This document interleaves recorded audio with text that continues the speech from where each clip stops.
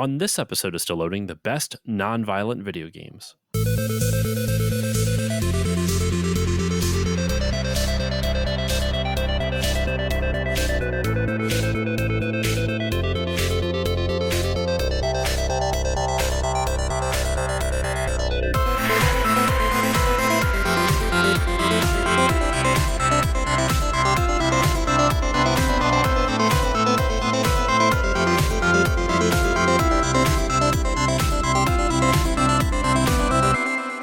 Hello, everyone, and welcome to this new episode of the Still Loading podcast. I'm your host, Josh Koval.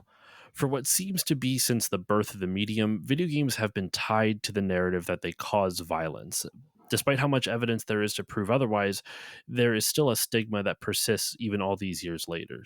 Today on the show, we are going to be doing our part to help continue to dispel that stigma. And joining me today is James Batchelor, who is the editor-in-chief of GamesIndustry.biz. He is a podcaster, and he is an author of a handful of books, but most recently, I'm assuming most recently, a book called The Best Non-Violent Video Games. James, how are you doing today?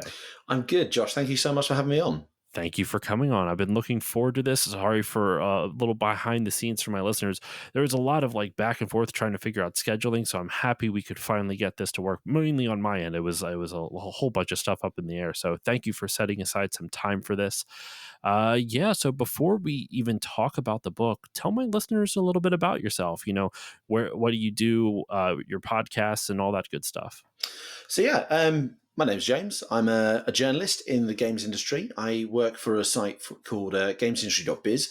We're the B2B side of things. So we're a trade publication. The way it was pitched to me when I first joined is we are the Financial Times of the games industry, which kind of it's not as that sounds really kind of wanky, but it kind of roughly describes what we do. We focus entirely on the business side. We're about the Microsoft Activision deal. We have been all over that. And we've been looking into the implications on what it means for the rest of the industry. We've been looking into the global economic uncertainty and the impact that's having on investment and stuff, the potential impact of AI. It's very much about kind of the business of video games rather than, hey, this game's coming out and it looks awesome, much as I would love to write that.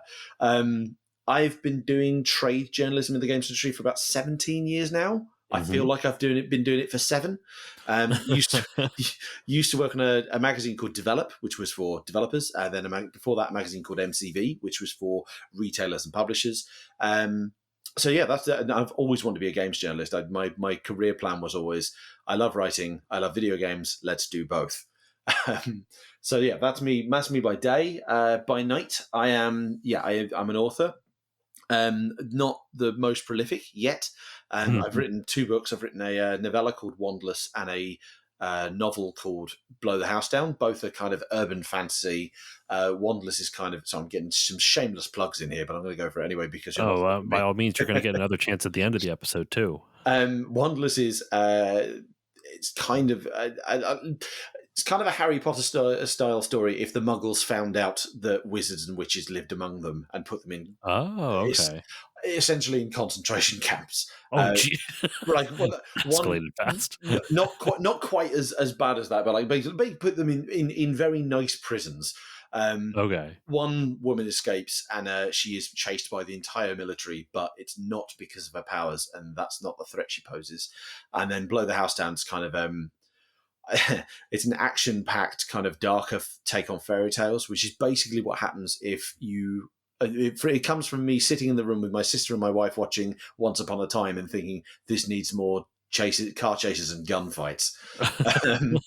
So those are the books I've written, and then the best non-violent video games is all my fiction writing on hold because I've been writing from this for the last couple of years.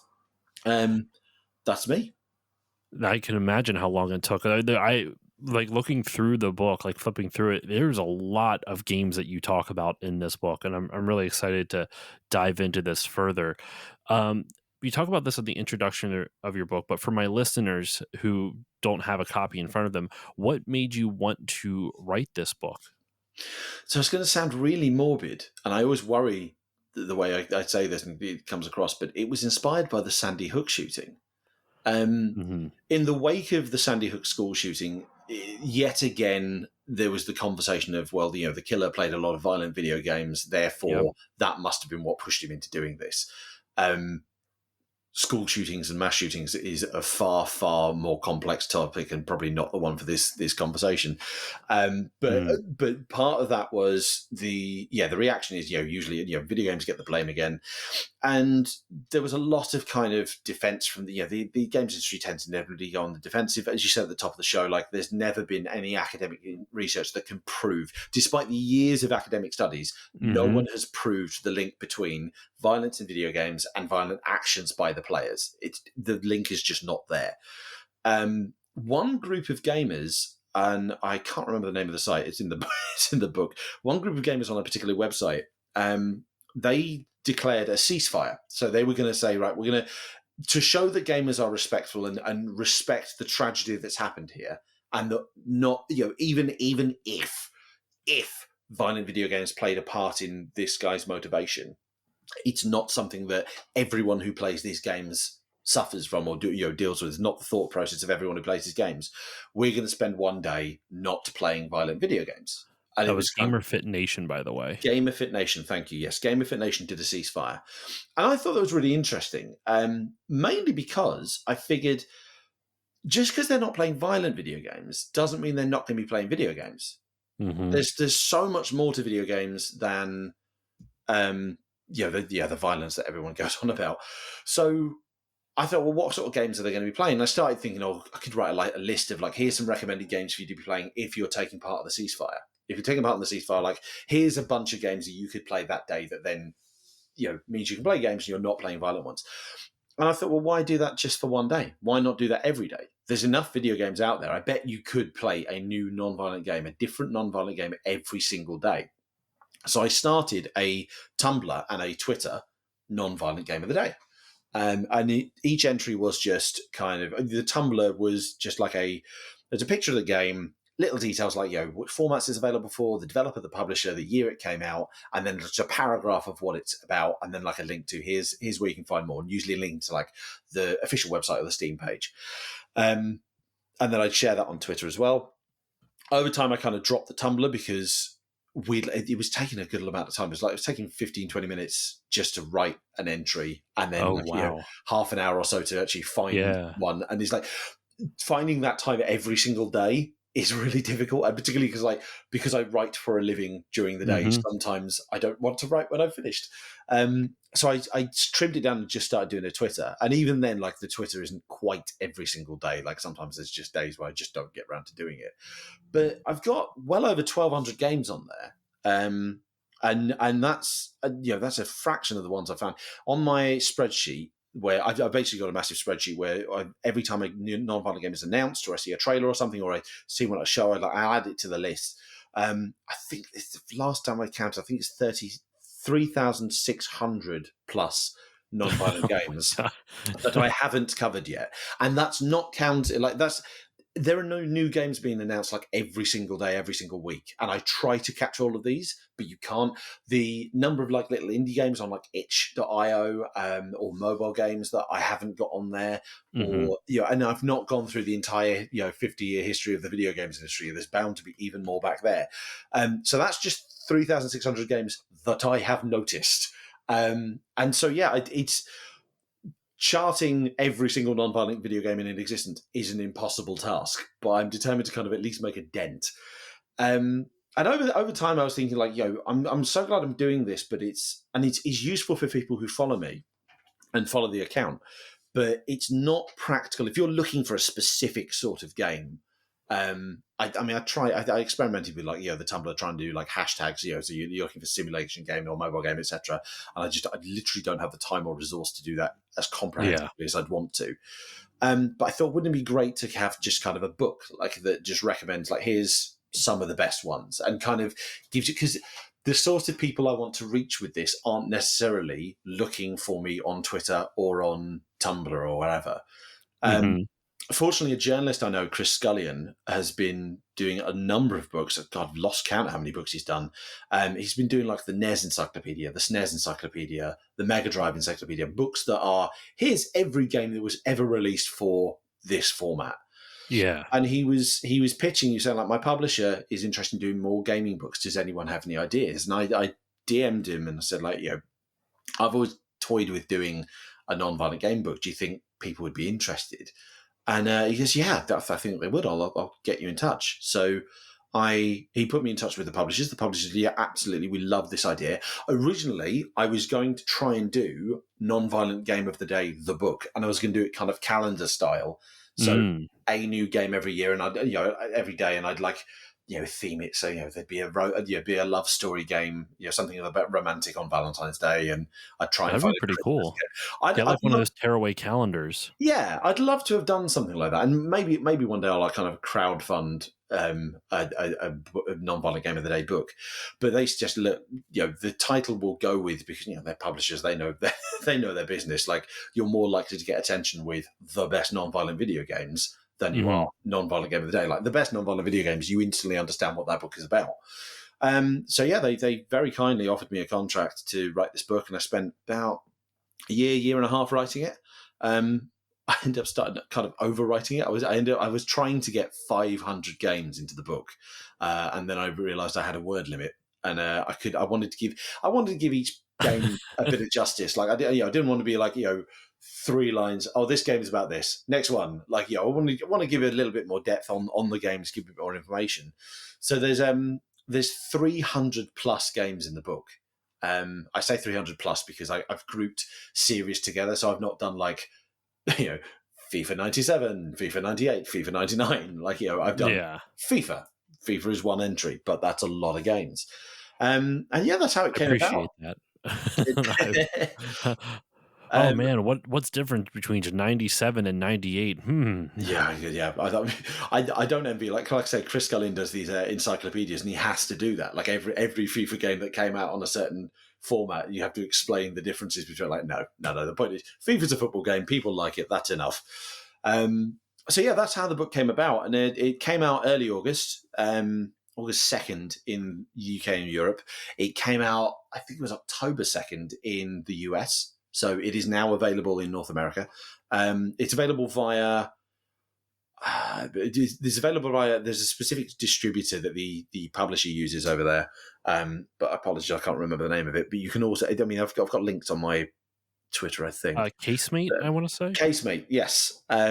So it's available from them, but then you can also buy it from Amazon, Barnes and Noble. You can get an ebook version on like Nook or Kobo, and yes, it's out there now. Out there now. Go buy it. I definitely recommend it to everyone listening to this, and not just because I got a review copy for this episode, but because one of the things I look for when I get reached out to about different books and whatnot is I personally have to find some level of interest in it, and it's not because the ones that I don't are like lesser or they don't have any merit to them. It's just more or less I don't feel comfortable promoting something that I personally wouldn't find interesting myself. Mm, And this topic I found incredibly interesting because of what I said in the intro and because of like what you said, where there's this never ending dialogue and discourse over violence in video games and how it affects people and all this other stuff. I mean, what is it? One of my favorite gaming podcasts, Retronauts, years ago did an episode on this. And like one of the first examples they could talk about was the game Death Race from the 70s, I want to say, mm, where you're basically running over stick figures. And there was a whole controversy about that and talking about how it was going to, make people violent, even though these are literally just like squares that you're driving over. But, whatever. But I think it's important to talk about this type of stuff because, like you said, games don't just revolve around violence. And in fact, the person who wrote the foreword to your book, John Romero, said the same thing. Just talking about how for every one of the things he talks about in the foreword is how it's almost easier to write or to make a game based around violence than it is to do non-violent or mm. to make a game that is not based out of violence. So before I had a question based off that, but before we get to that, for my listeners' sake as well, I don't want to I don't like to ask too many specific things about the book because I want people to go and listen to it, or specific things within the book, I should say, because I want people to go read it. But I do think it's worth asking, how did you classify what made a game violent versus non-violent? So I've got a section listed as well at the start of the book, just to clarify, because violence is very subjective. What does and Hmm. doesn't count as violence is very subjective. I found this with the Twitter account, the Tumblr account, like the amount of times, like I'd put in things like Puzzle Quest. Puzzle Quest, you're matching 3 gems, and it's Yep. technically part of a battle, but it's approximately, the violence isn't depicted, it isn't shown. The gameplay is matching 3 gems.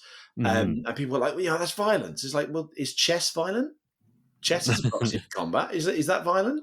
Um, you know, so the way I had to think very carefully about how to phrase this, because you will get people say, trying to trip you up and like, actually, this is very violent, and this Pushing violates up the your rules. glasses up the nose, Yeah, excuse me. exactly. Yeah, and it may well be that someone may well have a look at my book and say, well, actually, this violates your rules. Um, but the whole point is to show games that are not centered around violence, that aren't, Yeah, doesn't necessarily mean completely devoid of violence. I've tried my absolute damnedest to make sure they are completely devoid of violence, but you might have to deal with violent themes. I'm rambling here, but I'll get into examples in a minute, perhaps. My criteria for what counts as a violent game is, I tried to break it down into 3 parts. One is a game where you are not compelled, required, or encouraged to harm any other living thing. So hmm, shooters obviously instantly, out. But even then, even games like Mirror's Edge, where you can get through that whole game without harming a single bad guy, a single enemy, but you can also kick them off buildings. so yep, you know, so yeah, the obvious one is anything where you don't harm any living things. And now within that, I include I've cartoon violence. I've kind of kept out completely because I didn't want to not cheat, but like I didn't want to kind of cop out and just put in a bunch of Mario games. Like, well, exactly, the yeah. Goombas don't die that violently, so it's not violence. It's like, actually, when you think about it, like a Goomba is crushed to death under Mario's boot. That's violent. And Um, technically, if you're going by the original Super Mario Brothers manual, every time you destroy a block, you're killing a civilian of the yes, Mushroom Kingdom. yes, So, I love that fact. I love that fact. So that was rule one. Rule two was any game where you're able to commit a violent, or you're compelled, required, or encouraged to commit a violent action. So I put that in because, like, you could say, oh well, what about a game where this is just about shooting robots? That's not killing any living things, which is the stipulation of my first rule. Um, but shooting is inherently a violent action. Boxing or martial arts in those kind of sports sort of games, like that is inherently a violent action. mhm, And then within that, I kind of include strategy games where your actions directly lead to violence. So when you're playing Civilization, you're just telling your soldier to go over there and fight that unit. You've not fought that unit, you've not killed anyone, but you have directly caused that violence. yes. So that doesn't count. And then the last one was any games with graphic depictions of violence or violent actions and so forth. So the example I give, a murder mystery. You can have a game that's about solving a murder mystery if it doesn't show a headless body somewhere and blood and gore and everything. Like, Mhm, because the gameplay of that title would be investigation, research. It'd be something a lot more cognitive. You're not taking any violent actions. If anything, you're kind of trying to find justice for violence, or justice after violence, I should say. So yeah, those are my 3 rules: like no harm to living things, no violent actions, and no depictions of violence. that makes sense, and I could see how this would be. It could be a tough, like a tight line to walk because there is violence in some of the games on here, but they're not violent games. So Mm. the brief example, this is, I would say, more of a player thing. Roller Coaster Tycoon. Technically, if you want to, you can pick up some of the patrons of your park and drown them if you Yeah. if you just drop them. But is the game incentivizing you to do that? Well, the crucial example is Not. is The Sims. Like, so I've literally got The Sims on the cover, And as soon as I revealed the cover, I had people, but you can kill your Sims. You can kill your Sims. That's violent. And I replied, but you're not supposed to.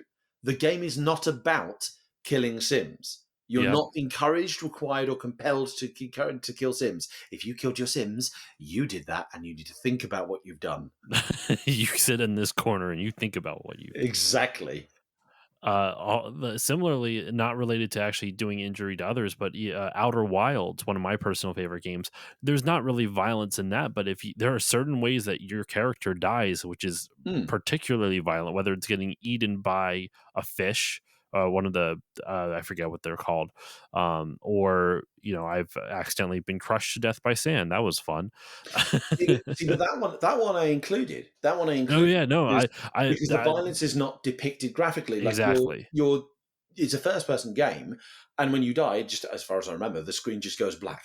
Like it's not like there's blood splattered all over the Yeah, no, screen. there isn't. And that was a game was like that's so fascinating. That game in terms of finding a compelling loop, something that encourages people to play on without just can you get better at killing things.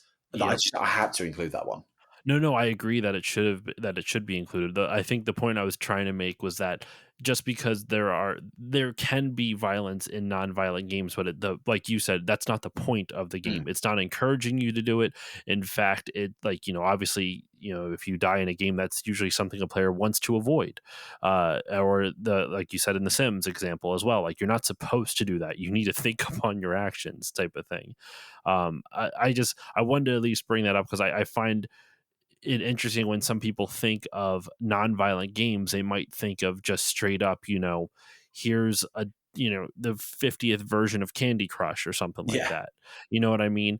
Versus no, there's a lot of amazing games out there that are non-violent. And that leads me to my next question. Do you personally feel like it's harder for game developers to design games with a non-violent intent, or like to not use violence as like kind of the standard? It is because, as John Romero says in the foreword, it's too easy. It's too easy to come up with a violent game or a game that centers around combat or conflict or something. I can never remember which developer told me this, but I was having a conversation with a developer. This was like 10, 15 years ago, long before I'd ever started doing Hmm. this non-violent game stuff. But they were talking about violence in games, and they were saying that it was Space Invaders. Space Invaders kind of changed everything because as soon as developers knew that if this pixel fires more pixels at another pixel and that last pixel disappears, that creates such an instant injection of endorphins, such an instant satisfaction, Yeah. that's the easiest way to like get a physical reaction out of your players, and that's escalated long. Like it's ever since the 70s that's escalated. So that's why you've got games that are all about killing in the most stylish way possible, or killing in the quickest way, or the fastest way, or Yeah. the glory of combat and the glory of winning the battles. The one-man army games. I'll say at this point, this whole book and my whole thing about non-violent games is not to decry violence at all. Like I enjoy violent games. I enjoy violent games, but it's to show that there's so much more to it than that. And to go to your original question, like the challenges for developers is coming up with a gameplay loop that is as compelling and enjoyable and satisfying as killing bad guys. Hmm. That doesn't involve killing bad guys. And some of the examples have just been amazing. Some of the stuff I found in my book and that I've put in my book, like brilliant. Outer Wilds as a prime example. That game is entirely about exploration and learning knowledge, and you don't really kind of impact the world really at all. You just learn more about it, and the more you learn, the more ideas you get for where you might want to go next, and the more you kind of put together the pieces in your head. Another personal favorite of mine, Heaven's Vault. I'm going to try not to like drop the name of every single game in the book, I but mean, there's 300 of them. You would have a long way to go. it would be impressive. But Heaven's Vault, Heaven's Vault's a game by a UK studio called Inkle. It is essentially an archaeology game set in a very kind of cool sci-fi universe where you're going around ancient ruins and you're trying to decipher ancient text. And the more you play, the more you recognize symbols, you start to kind of not necessarily read and become fluent in, but you start to understand this language. And it becomes really Oh, satisfying when you work out, no, hang on, I recognize that symbol. So that must be this word. That must be this word. The context of this place means it's this. That's really satisfying. More so if there's a real reward to working things out yourself rather than pushing a button and making a thing die. And yeah. it's exploring that I think is just really interesting. Also, stories, storytelling. Video games can tell stories in ways that no other medium can. Um, I'll give another example. Her Story. Her Story, you are watching through like live action videos of a police interview with the same woman, or same actress, and you're trying to work out why she's been interviewed, what happened, what the story is, and it's true non-linear storytelling. You don't watch them in the same order as everyone else. You search a word. You basically search a word. Um, if the transcript of a video contains that word, it gives you the top five or the first five videos that contain that word. Oh, So you only okay. even if she says it in like 20 videos, you only get five. And as she's talking, you get ideas. Oh, I wonder what happens if I search for this. And, basic example here. You search murder. Okay, right. She says murder, etc. Like, does she say body? Does she say knife? Does she say weapon? And it leads you down different paths of investigation. And I'm not going to give anything away, but there are quite a few twists in it. But whereas most other storytelling devices, books and films and TV, the twists come when most of the time the twist comes when someone explains, aha, I've been the Hmm. villain all along.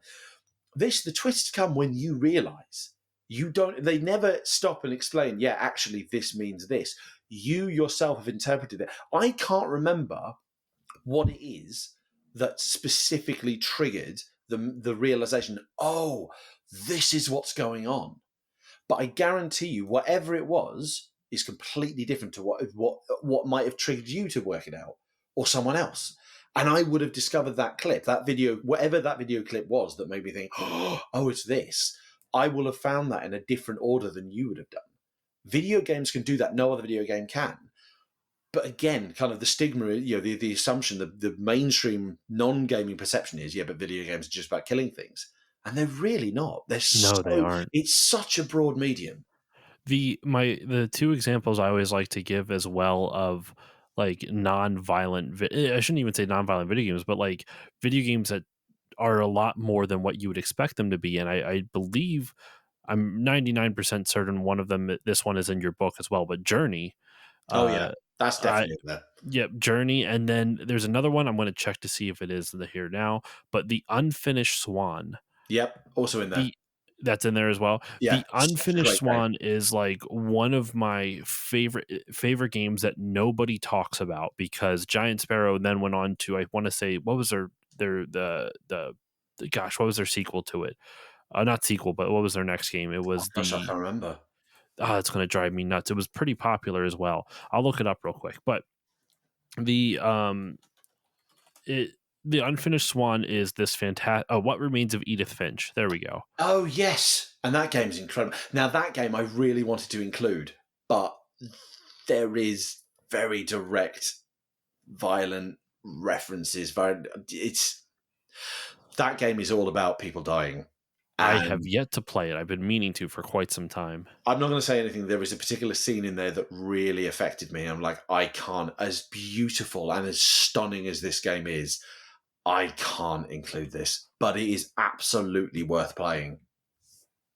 It's fantastic. It's one or not Edith Finch. Like I said, I haven't played it, but like Unfinished Swan, Giant Sparrow made this was their first game, and I believe it was their first game. It's fantastic. It basically the it basically is like, what if a first person shooter, but instead of actually killing people, it you paint a world into existence. Mm. That's like the beginning of the game. You just see a pure white screen and you can't see anything. You don't even know that the game's really started until you fidget around on the controller because you're just kind of like putzing around and you're a little bored. And so then you start hitting buttons and you shoot this glob of paint, and all of a sudden it brings like the shapes that were actually on the screen the whole time, but you couldn't see, suddenly you can now see. It is amazing. I absolutely adore the Unfinished Swan. It's one of those games I wish more people would play because it it came out, I want to say, either the same year or the year before Journey. I think it was the same year, and Journey got all the accolades, well deserved, of course. Mm. But like the Unfinished Swan, I feel like just does not get the same amount of attention that it deserves because it is a phenomenal I game. agree. I absolutely loved that game. And again, going back on topic of like the challenge of making games that are non-violent and are just as exciting, just as compelling. It's really interesting what happens if you change just that trigger action, that shooting verb, into something different. So as you say, like the Unfinished Swan is technically mechanically a first-person shooter, but Yep. it's about traversing a space and solving puzzles rather than making things dead. Power Wash Simulator. You're shooting water at things that are dirty, and then they're not dirty, and you win, and that's doing really well. That game Yeah, also has an interesting approach to storytelling that I've never seen. It's one of the best examples of environmental storytelling I've seen in a game. Uh, have you played all the way through it? I've not played all the way through. No, I've done like the first couple of levels. There's bizarrely enough, there is a story. I'm not saying it's like anything groundbreaking or phenomenal. It's silly, it's campy, it's meant just to be a goof. Um, it I don't know. I don't even know if it really matters because there's not really. I do you care if I spoil it at all for No, you? I go don't. for it. Just listeners, if you care, skip ahead like 2 seconds. You just find out that a lot of the people ordering the jobs for you are aliens, and as you progress through the game, you wash off like giant temples and structures and monuments, and then they thank you and they leave. But the way that they tell this is through little like tidbits throughout the game where there's very odd things that keep pointing to like, why do I keep cleaning these increasingly bizarre places? Like, why am I cleaning this temple? Why am I cleaning this and this? And finally, it gets to a point where you're in the middle of a desert and you have to clean a van that's just in the middle of a desert. And then when you turn around, all of a sudden, it's a flying saucer. Like you Brilliant. see it's a van one moment and then it's a flying saucer the next. And that's pretty much it. So like, and by cleaning the things that they ask you to clean, you end up doing something for them. It's very silly and goofy, but the fact that it's all told just by what you're washing without any dialogue for the most part, I find really interesting Mm. and kind of impressive. This is the thing. You can spout off one example of a non-violent game, and it will trigger like 4 or 5 others in other people's minds. Like there are just so many out there. And I Um, think one of the most perfect examples of one of those nonviolent games that they're like you said, and I feel like something that gets overshadowed and is Portal. mm, Portal is like one of the most acclaimed games of all time, but it is unless you count the companion cube as no, like something that's violent. yeah, no, no. That is a non-violent game. That is obviously in the book. I couldn't not include that one. And again, that's the whole. You're replacing shooting with a shooting sort of based mechanic, but it's a puzzle mechanic. It's about traversal. It's about puzzle solving. The humor in those games is amazing. Yeah, those games are just that I think shows like the power a non-violent game can have. You think when it first came out on the Orange Box, the big deal about the Orange Box was right. Here's Half-Life 2, which is one of the most acclaimed games of all time at that point, and episodes 1, 2, and 3. Oh, sorry, episodes 1 and 2. Hmm. And I believe it came with Team Fortress, the new Team Fortress, and yeah, which was a huge multiplayer hit. On there's this little experimental game called Portal, and all people could talk about after Orange Box was Portal. Like Yep. that's the one non-violent. That's the the only non-violent component to that entire game. Because Half Life is about a mild-mannered scientist taking a crowbar and murdering aliens. Team Fortress is about getting together with your mates and murdering each other. Portal is about solving these puzzles and this deranged computer and this clever, fascinating portal technology and getting your mind to think about physics in physics and gravity in a completely different way. And that's what got everyone excited. And this is why I love it when a non-violent game really breaks out, because it's breaking out not because it's doing violence really well or combat really well or it's just got a really nice setting for all the killing.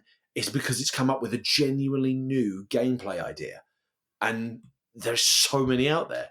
I feel like that's why we were talking about before, like why it's harder for non-violent games to be made. You have to be a little bit more creative Mm. because it's like you said, it is so easy to just go with the standard, the status quo. And think of how easy it would have been for Portal. You already had the first person shooter type of mechanics, but they're like, well, what if we, did something different with that? What if we didn't, you weren't just shooting other people and you were shooting, it was all about physics. And it's interesting because at that time, like you never really saw a physics based first person game. It's not surprising that it came from Valve since, they kind of had the gravity gun in Half-Life 2 and that kind of started a lot of their experimentation with the physics engine they built for the game. But still, um, and I feel like indie games especially shine in this non-violent area just because there's you don't have to worry so much about overhead and all this other stuff. You can just be creative. Like for crying out loud, like Stardew Valley, one of the most popular and influential games of all time. No, I guess that is violent because you're Unfortunately, killing yeah, animals. unfortunately, that one does have I just that's a realized violent it thing, yeah. halfway through Yeah. in that example. But it's a good, and that's the sort of thing, like, it's a good example of the sort of game that didn't quite make it into the book, but I would recommend people play Mhm. because, yeah, it's something very different, like something, it's something that isn't the norm, isn't the usual perception of games. There's been two things I think that have really helped the rise of non-violent games in the last few years. I say Mm. last few years, it could be last 5 to 10. One is the rise of the indie scene. Indies are a lot more creative. They kind of need to take more risks and need to try and stand out because of the nature of you can't make an indie Call of Duty because no one's going to pay attention to it compared to Call of Duty. So Exactly. you have to do something different. And some of the ideas indies have come up with are incredible. The other thing is this rise of the cozy game, the wholesome game, whatever you want to call it. And that's been particularly concentrated in the last 2, 3 years since Animal Crossing New Horizons really took off around the pandemic. That is the most accidentally perfectly timed release of all time. Yep.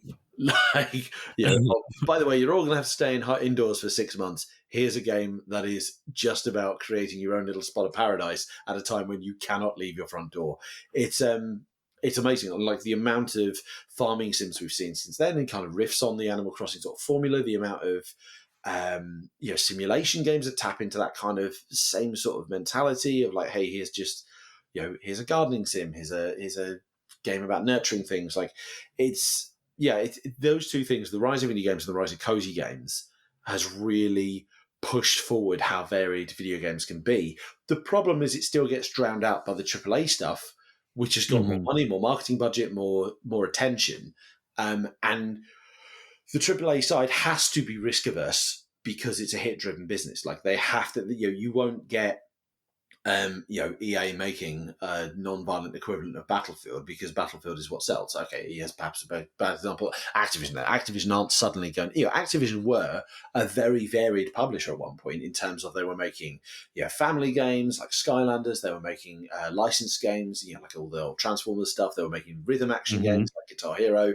They were making sports-ish sort of games like Tony Hawk's, and they were making Call of Duty. And now they only make Call of Duty because that is what sells. That is what people Yep. demand, and the largest audience demands. So you're not going to get Activision suddenly not doing a Call of Duty one year and instead making their own Portal, which is a shame because I'd love to see what AAA could do with that sort of thing. A random example, like AAA example, the last few Assassin's Creeds, they put so much time and effort into researching the world building, researching the historical period, and trying to make everything authentic. They then add the discovery tour mode, which is where you go around the game world. There is no assassinating, there's no violence, there's no combat, Mhm. there's nothing. It turns the game world into a virtual museum. If you sold that standalone, and they do actually sell it standalone, but like if you sold that standalone and there was no base game of Assassin's Creed, I don't think that would do as well. But if you look at the fact that it exists, it's such an amazing educational tool. Like schools use this to kind of teach people about ancient Egypt, ancient Greece, and the Viking era Britain.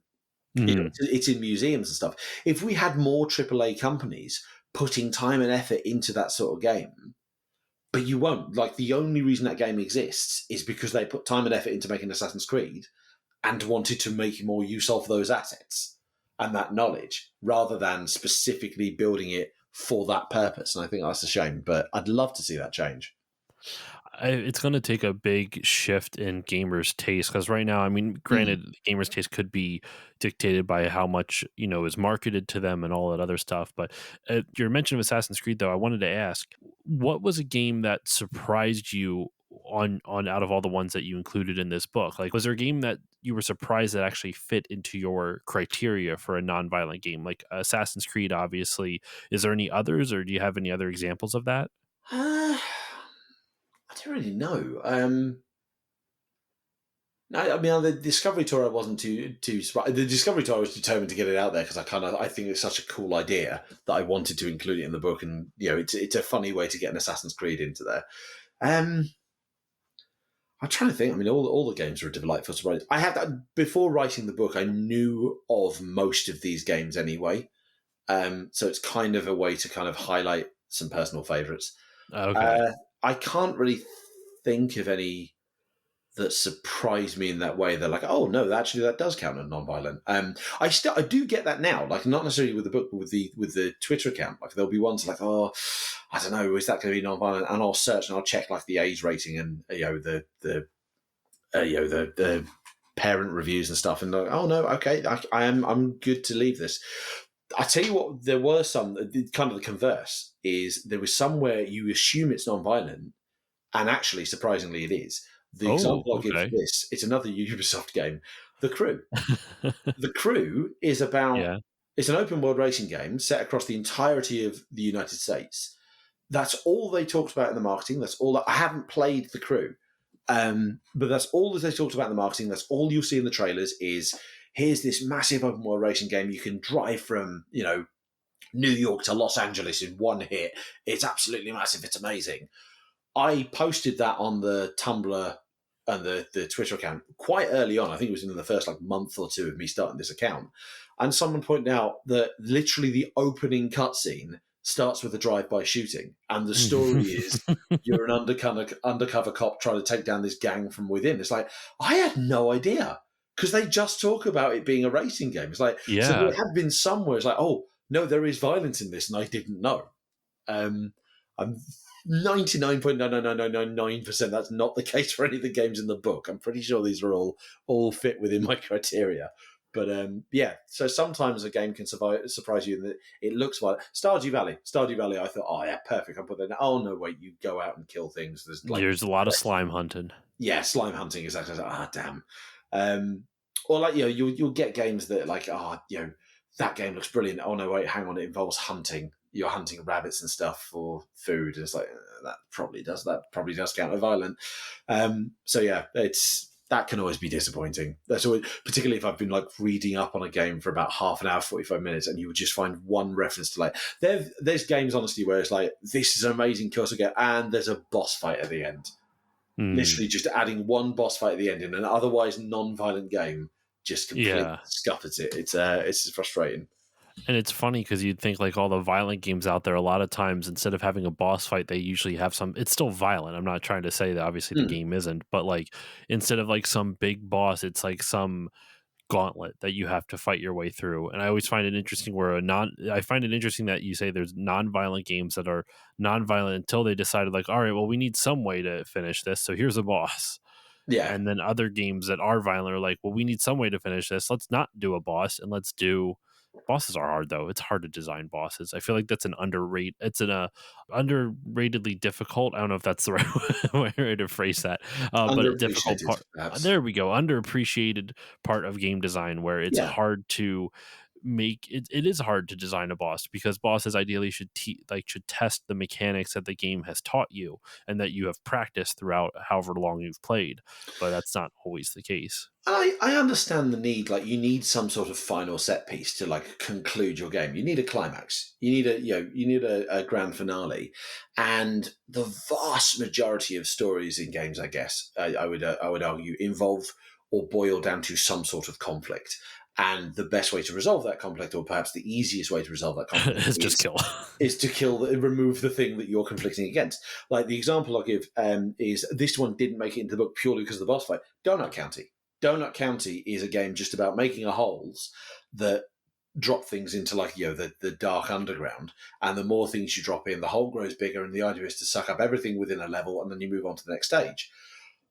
But then by the end, it's some sort of spoiler alert for Donut County, apologies, but I think it boils down. It's something about like a trash stealing raccoon is trying to take over the world or something, and you end up basically moving your hole to catch the bombs that it throws from it's in some sort of war plane ship thing, Interesting. war Okay. robot, and you catch the bombs in your hole and shoot them back to blow up the robot. It's like, and I get it works for that game. It works to have like this just last boss fight of like, here's the end. Otherwise, it's just another riff on the same level you've been playing for so long, and that wouldn't really be a grand finale. But it does automatically mean I couldn't include it in the book.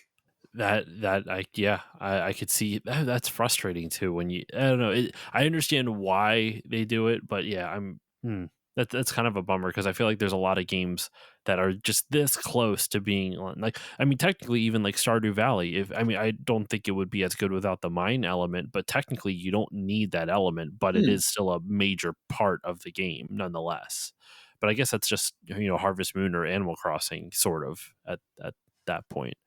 um Kind of tying in all this talk of nonviolent games to what you do as a journalist, do you ever feel like there is a difference in how game publishers market their violent games versus their non-violent? Obviously, your big AAA Call of Duties, but I'm talking about more or less the ones that kind of do a little mixture of both. Do you feel like there is a difference in the way that they approach marketing them? Oh, massively. And it's something that frustrates me as a gamer. So the example I'd give for this is immersive sims. So things like Deathloop and Dishonored.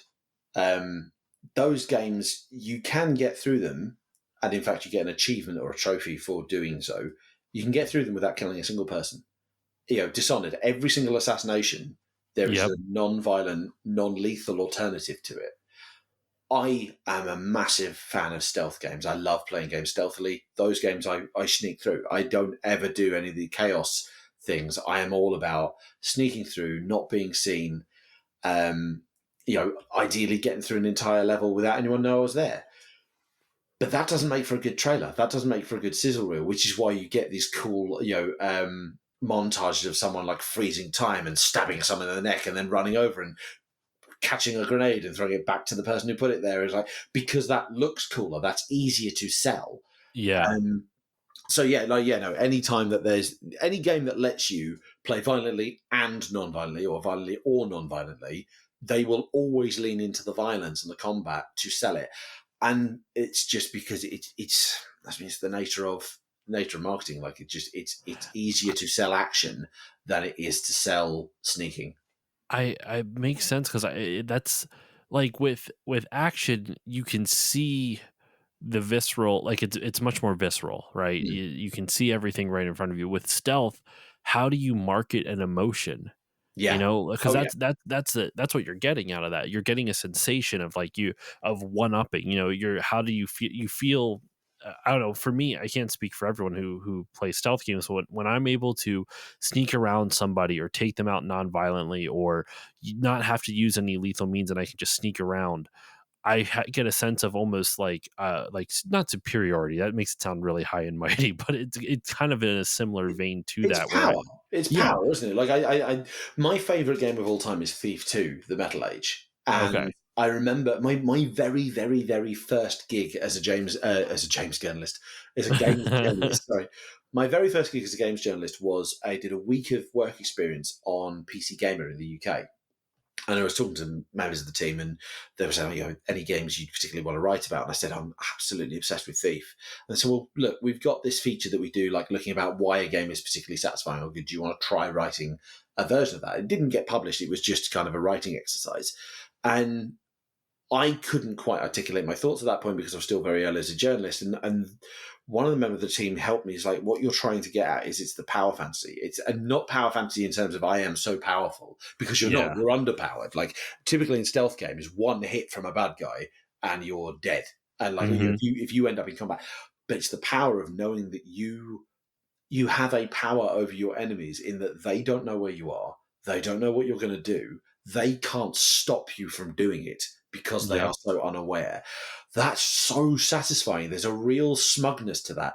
But yeah, you're right. You can't get that emotion through in a 2 minute trailer or a 1 minute trailer. Not without being super cheesy. Just I'm picturing like a really like cheesy sketch of just some guy smirk and be like, "Look what I did there. He didn't Yeah. even see it coming," I type of think the thing. closest you could get to that would be if you know, like the Batman Arkham games or Spider Man, where you can do like the drop down, takedown, where you suddenly drop down, tie them up, and take them out of the picture, like the bad guy out of the Yeah. picture. But even then, that's like a brief 2 second moment in a trailer that's still got to be filled with all the other fighting and combat and stuff. It's gotta be so hard to market. Now, on the opposite side, on the game journalism side, do you find any difference? Not trying to you don't have to list anything for, GamesIndustry.biz. I don't wanna throw your publication under the bus or anything, but do you notice in other publications, without giving even names, because I don't want any enemies, but, do you notice a difference in how they approach writing about nonviolent games versus violent games?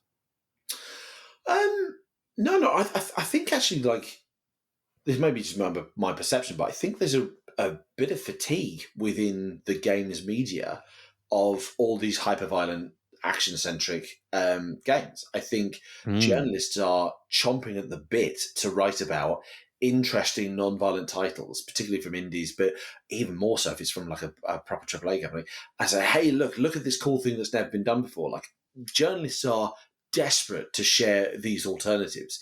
It's why perhaps why you see, like, you saw so many journalists getting behind Euro Truck Simulator 2 and talking about the satisfaction of just driving around and delivering cargo. Like, because Yeah. it's so different, it breaks up the because it gets quite monotonous seeing how many violent games are out there. And then I've never been the consumer side, so I've never had to like preview or review games. Certainly not. I've done it here and there on a freelance basis, but not on a regular basis. I imagine it must get quite boring, reviewing the Call of Duty every year, or reviewing all the. When you watch the Jeff Keighley Summer Games Fest Mhm. events, and like I think there was one like a couple of years ago where like I think 5 titles in there were on the lines of basically Dead Spaces. There was like the Callisto Protocol, the Dead Space remake, and then 3 other titles that if you merged the trailers together, you could not tell the difference between any of them. It's the whole you're on a space station on your own with lots of aliens, kill them in the bloodiest way possible to survive. And the amount of journalists I know who are just like, I am so bored of this. There needs to be something more interesting. So I think journalists, the way they approach it, like journalists are really keen to share these non-violent games and share these kind of alternatives because they want to show that video games are so much more than the typical violence and typical action you tend to see. I could see that. I could see that. I don't blame them either. I mean, the that one of the things I think that's this is tangentially tied to uh what like why I pick certain books to cover on the podcast here is because if it's the same stuff over and over and over again, it's not nearly it gets dull and boring. Like I always try to find stuff that I find interesting or that I don't think it's like talked about enough type of thing. And nonviolent video games really falls into that. And I feel like there's so many examples of just really innovative, interesting games that just don't get the credit they deserve because they just don't get the marketing budget behind them. Um, in all honesty, Outer Wilds that we mentioned before is a good example of that. That's a better marketed one because it won some awards. It won some awards. It won a BAFTA. I believe it like took home Game of the Year at the BAFTAs a year or two ago. Mm. Um, it's but at the same time, like if you talk to anybody outside of kind of like this either indie game sphere or just like gaming in general, they probably don't know much about it, if at all. Um, and it's a bummer because there's a lot of great stuff out there, not just Outer Wilds. In fact, like looking through your book, I don't know if I'm gonna buy it yet because I got to save money, but it's only $5. There's a game that you talked about on here called Townscaper, which I had never heard of, Yeah. and the visuals alone just really stuck out to me. It's like a painting that you can start creating and scaping this kind of almost steampunk esque city. It's a city building game, which I think is just really interesting and really cool, and the visuals are really fun to look at. Um, and I feel like this book that you've written is a really great way to advertise some of these games because they just don't get the credit that they do that they should otherwise. And don't get me wrong, there's still a lot of popular games in here like Rock Band and Rocksmith and all that other stuff. But then there's so many interesting games that I've never even heard of that just kind of scream that I shouldn't say scream, but they're just like super interesting to me. Like Unravel, I had never heard of that. Came out in 2016. It looks really interesting. Mm. So I don't know. I've enjoyed like skimming through this. That's been my hope. Is obviously I had to kind of get in like the obvious ones. So, like, it'd be really weird if I didn't include like FIFA, Just Dance, The Sims, etc. Yeah. But I really did want to include a good variety of games that people might not have discovered. And like I think I say it in my intro, I quietly hope. I'm not going to big myself up to think that this is going to I've created this incredible discovery vehicle that's going to change the industry. But Yeah. on a reader to reader basis, like my ideal is if someone discovers a game in that book that they didn't know about, that they think they might like to try, and they try it and it becomes a new favorite of theirs. That would be amazing. That would be amazing. And I've actually had a couple of messages from people like, I had no idea about this one, but I absolutely love it. I'm really enjoying playing this. Like, I've had people message me say, "Oh, your book reminded me of a game I've really enjoyed before, and I've actually paid and I've re-downloaded it, re-bought it to rediscover it, and I've also tried these others." And it is kind of what I want. I want to help people broaden their horizons a bit and try something new, try something that they wouldn't have done before, Hmm. because you can find I have to confess, I don't play as many indie games as I should or as I'd like to. Like, as much as I think more than half the book is indie games. Like, there are plenty in the game in the book that I haven't played myself. I've researched them as thoroughly as I can. I've watched Let's Plays. I've took the developers. I've made sure that they fit the criteria. But it's impossible for me to play 300 plus games in the space of 2 years and make sure that they're all absolutely amazing. But there are games in there that, like, I tried on a whim. Heaven's Vault, going back to Heaven's Vault. The only reason I tried that one is because I like 80 Days, which is by the same studio. 80 Days is by the same studio. I really enjoy that. 80 Days is kind of a text adventure built Yeah. on the Around the World in 80 Days by Jules Verne. Jules Verne. And it's kind of a steampunk take on it, and it's really, really fascinating text adventure. And they then did Heaven's Vault. It's like, well, I really enjoyed 80 Days. I'll give that one a go. And I'm back and forth as to which one I prefer, because Heaven's Vault was such an amazing, incredible game that I'd never tried. So yeah, I just want people to try something different. And I can tell you, at least from my own personal experience, excuse me, I'm going to be trying something different. I'm really tempted to pick up that Townscaper game, and Give it a look. It's also brilliant. her It's story. so chill. Townscape is really relaxing and chilled out. There's no objective. There's no time limit. There's literally just, can you build a town? There's no resource limits or anything. It's like literally, what sort of coastal island town can you build? And Oh, her story, I absolutely recommend. That's superb. her story. It's funny. I actually interviewed the composer to its spiritual sequel, Telling Lies. Mm. Nanita Desai, who she's done a bunch of stuff. I interviewed her because she did the music for that, and I think since she's done another game recently that's been pretty popular. Anyway, I have two other questions for you about the book before we start wrapping up. One, what is your personal favorite, or one of your favorite? I shouldn't say personal favorite because there's over 300. Asking a lot to narrow that down. But one of your personal favorite games that you've covered in the book. And I mean, we've already mentioned some of them. 80 Days, Heaven's Vault, Journey, The Unfinished Swan. Outer Wilds was amazing. I don't think I got all the way through that. Florence. Florence is another amazing one. Florence is a mobile game by one of the designers of Monument Valley. It is a love story, and it is told entirely through, there's like no dialogue in it. It's told entirely through mini games. Kind of like WarioWare. WarioWare, like the mini games are like so short; they're like Huh. micro games, and it tells the story of a whole relationship, just through these mechanics. And it's you start off like just at the teeth brushing level, the mini game at the start, and you're just brushing her teeth as she goes about before she starts her day. The mini games also become metaphors. This is incredible. I love this stuff. It's So the example is like when you're following Florence, the main character, and when she meets her partner, I can't remember his name. They go on a date. They're sitting in a restaurant, and the mini game in that date section is you're piecing together puzzle pieces that become speech bubbles. So speech bubbles are broken into different parts, and you put them Okay. together.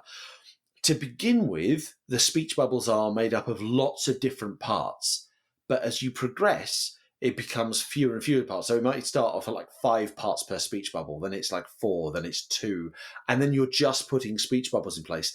And it's a metaphor for how easy conversation becomes when you're first starting to talk to someone. You're trying to think about what to say, you're trying to think about how to get yourself across, and if you're with the right person, it just becomes natural and the conversation just flows. Yeah. It's such a clever idea. The game is like it's like £5 on mobile.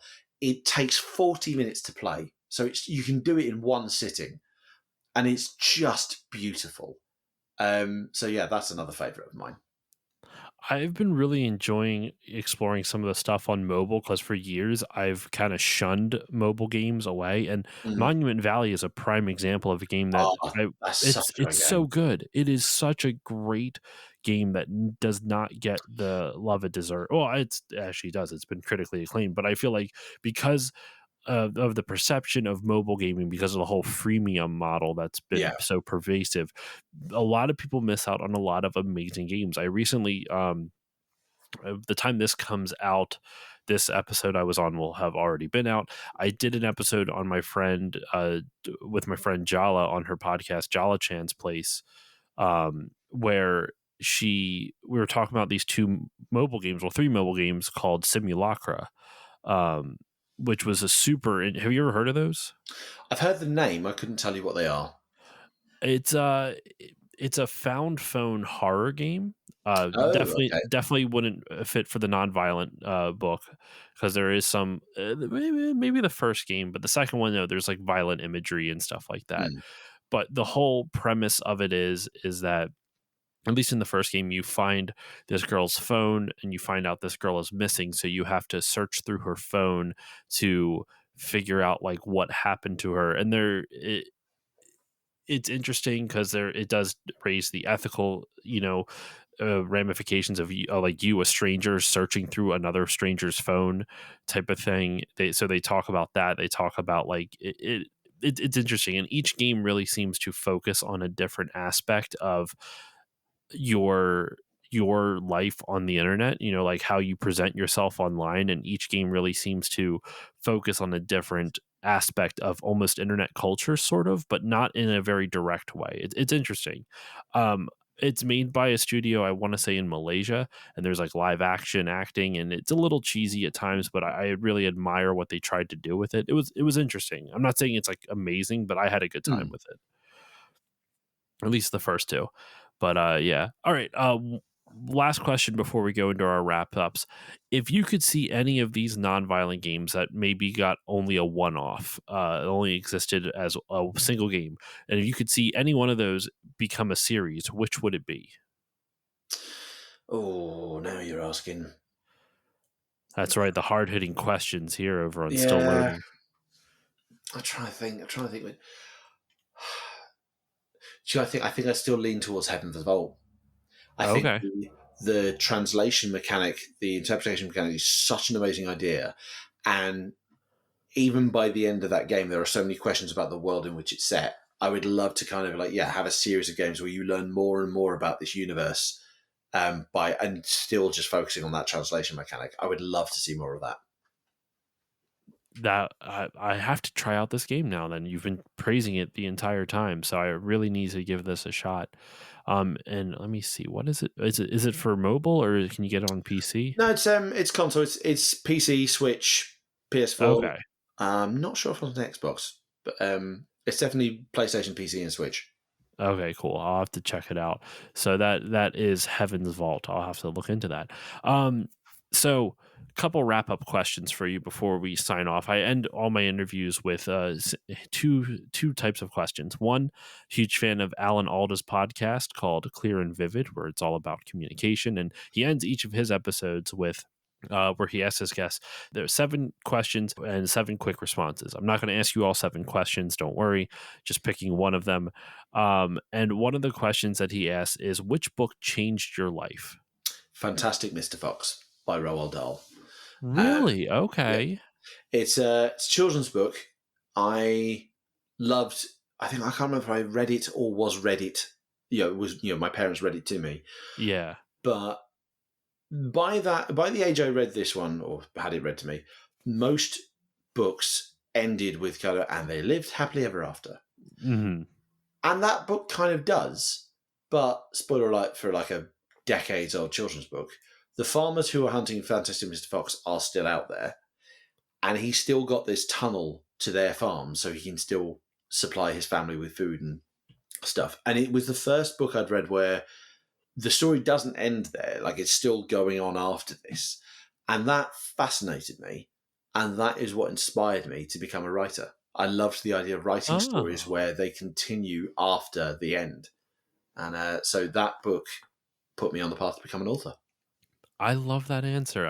I love all the different responses I've gotten to this. Some people have said The Hobbit. Other people have said, I'm trying to think. I forget what. I think actually I've only asked like one other person. I can't remember what it was, but I love that answer. I'm trying to. I don't think I have a. Hmm. Now it's actually making me think like what would be mine, but I'll answer that some other day.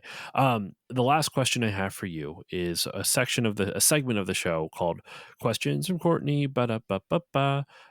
Courtney is my wife, and she famously, to my listeners, does not like video games, does not like anime or geek culture. I shouldn't say she likes some geek culture stuff, but in general, she's not big into games. So I always ask her, she doesn't know anything about the guests that I have on for my interviews. So I always ask her to provide me with a question that the first thing that pops in her mind. And so the question she came up with this one for you, James, is what is the best Halloween candy and what is the worst? We're not as big on Halloween over here. Yeah. It's starting to. I mean, we don't have Halloween specific candy. Okay, no, you're We'll right. just we'll go with general candy then. Best. Best candy, and then like the most like, if you were to be, you're somewhere and someone has a bucket of candy, or like, you're, candy they're just giving out to people, and you're given this and you're like, "Oh my god, why did it have to be this?" Your least favorite, like what would it be?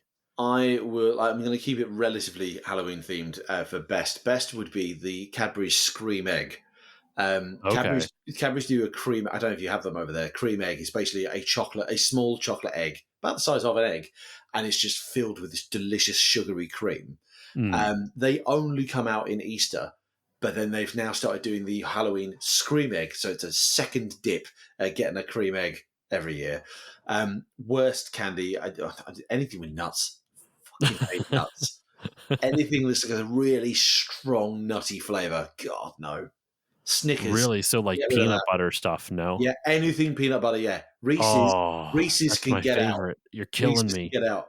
No, Oh, Reese's, and even though it's not real peanut butter, Butterfingers. I basically stock every time I go over to America for work. I basically buy like massive bag of Reese's for the wife because I hate it, and I was like, no, here you go. Here's enough peanut chocolate to keep you going. No, Leave me alone with this. Don't make me eat it. But all right, well, that's all I got for you for this episode, James. Thank you so much for joining me, man. This was a really wonderful conversation. I'm so happy to talk about your book, and hopefully, this will encourage some of my listeners to go check it out. I really enjoyed learning about some of these games, and like I mentioned before, I do actually intend to check out Townscaper just because it seems so interesting. So there's lots of interesting games that for you listeners out there, if there's games that you're tired of the normal stuff, there's lots of interesting options in James's book here. There's just so many interesting and unique ideas, and I kind of excited to check out some of these. So James, where can the good people find you online, and obviously you want to promote your book, but anything you'd like to promote, you can feel free to shout out your book or any of your previous books, anything at all. So where can people find you and what would you like to promote? So links to this book and the other books I've written are at jamesbatchelor.me. That's my website. And you can please follow the Nonviolent Game of the Day account at NVGOTD on Twitter. And I have just started doing it on Blue Sky, if anyone's on Blue Sky. I think I'll keep my shameless plugs to there. But yeah, so jamesbatchelor.me is where to find links to the book, and then the Nonviolent Game of the Day account on social media. All right. As for myself, you can follow me on Facebook, Twitter, and Instagram at Still Loading Pod on all of them. Also, Blue Sky and Threads. I keep forgetting. I'm so used to the normal spiel.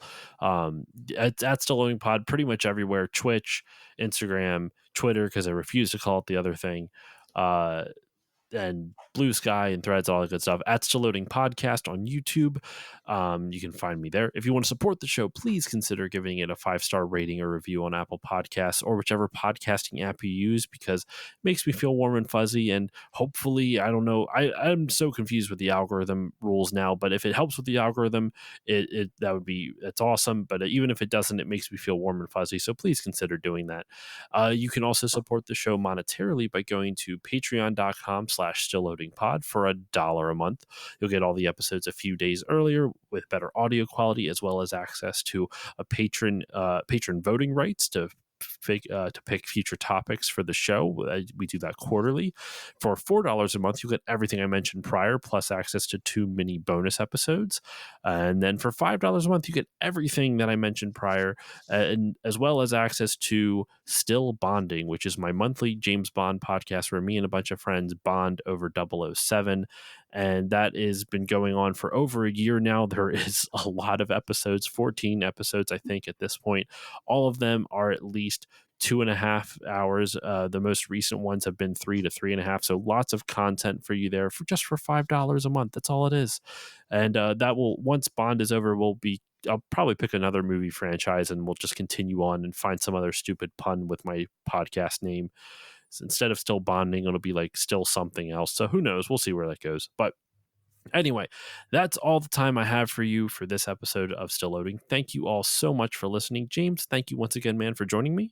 Thank you so much for having me. It's been brilliant. Really enjoyed this. Thank you. And with all that said, listeners, I will see you all next time.